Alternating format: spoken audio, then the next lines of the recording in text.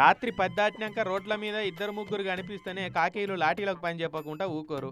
ఇక అదే అలవాట్ల ఇగో కర్ణాటకలో ఉన్న మధుగిరి జిల్లా బీజేపీ అధ్యక్షుని చెంపలు కూడా ఎట్లా వాయగొట్టిండో చూడురు ఎస్ఐ. అగో దెబ్బకు దెబ్బ అన్నట్టు ఒగలుకోలు మంచిగా దవడ పనులు రాలేటట్టు చప్పరించుకున్నారు.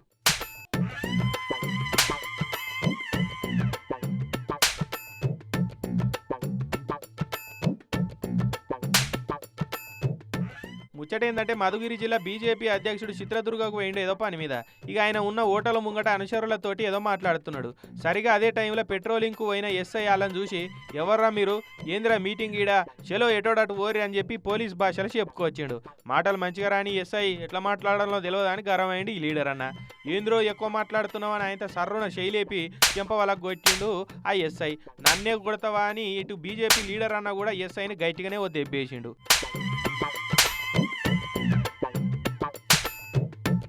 ఇక పోలీసు వాళ్ళు కొడితే కొట్టించుకోవాలి కానీ పోలీసుల మీద ఎవరైనా చేస్తే ఊకుంటారు. ఎస్ఐ సాబు ఎగిరి బీజేపీ లీడర్ను దంచిండు. ఇక అక్కడోళ్ళు ఉండి ఇద్దరిని సంధాయించ చూసిర్రు. సీన్ కడి చేస్తే ఇద్దరికిద్దరు దవాఖానలో పోయి బెడ్ ఎక్కిరు. ఒకళ్ళ మీద వాళ్ళు కేసులు పెట్టుకున్నారు. ఇక ఈ ముచ్చట మీద ఇప్పుడు అక్కడ పెద్ద లొల్లి అవుతున్నది. బీజేపీ వాళ్ళు ఉండి రాష్ట్రాన్ని పోలీసు వాళ్ళకు రాసిచ్చినారు. సామాన్య పౌరులు ప్రజాప్రతినిధుల మీద ఇష్టం ఉన్నట్టు కొట్టమని చెప్తున్నారా పోలీసు వాళ్ళతోటి అని బగ్గున మండిపడుతున్నారు.